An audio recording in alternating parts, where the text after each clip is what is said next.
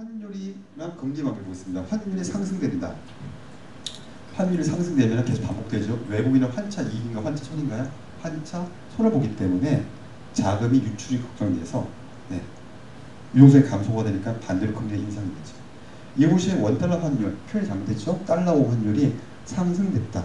그러면 CD 유통 수익률도 오르고 내리면 내린다. 그래서 얘도 환율 상승과 금리 상승 비례하는 표현인데 CD 90일 수익률은 테레 보시면요 뉴스에 오늘의 환율은 오늘의 금리는 쭉 나오다 중간에 CD 90일 나옵니다.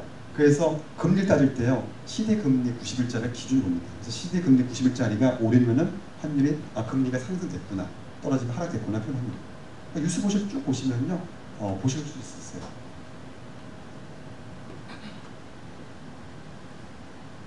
해외 펀드 여러분들이 뭐 브리스 펀드, 차이나 펀드 많이 넣어보셨죠? 저도 브리스 펀드 넣었다가 손해 봤는데 은행 지분이 늘어나서 볼게요. 해외 펀드는요 중요합니다. 볼게요. 투자한 주식 변동도 있고 한국 통화가치 투자고 이렇게 세 가지 요소가 다 삼박자 맞아야 되는데요. 환율이 1달러 1,000원일 때 1,000만 원 가지고 중국 주식에 투자를 합니다. 10% 났어요. 근데 환율이 가만히 있는데 환율만 변동합니다. 환율 하락이 됐죠. 800원으로. 그럼 원화로 환전했을 때 880만 원, 1,000만 원인데 여기서는 이익이 났는데 환율 바꿨더니 손해보죠. 야 환율 때문에 손해봤다. 다시 환율이 1,000원일 때 다시 투자를 합니다. 똑같이. 근데 손해봤어요. 근데 문제는 1,000원에 1,200원도 환율이 20% 쪘습니다.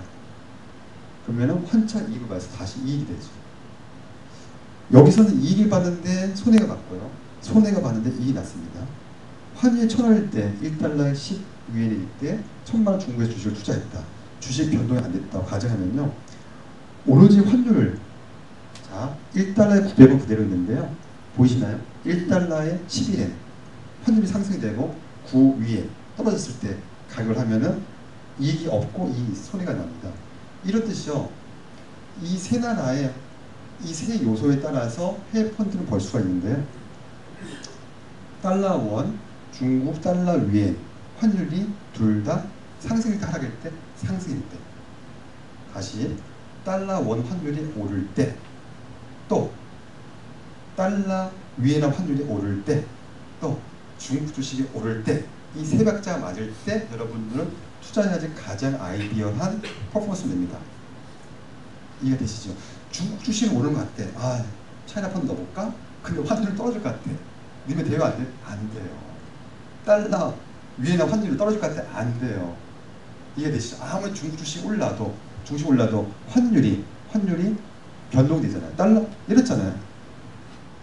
이해되시죠? 그래서 환율이 상승될 때 달러 원 환율이 상승될 때 달러 위엔화 환율이 상승될 때 중국 주식이 좋아질 때 넣으셔야지 가장 퍼펙트한 해외 펀드에 넣으신 겁니다.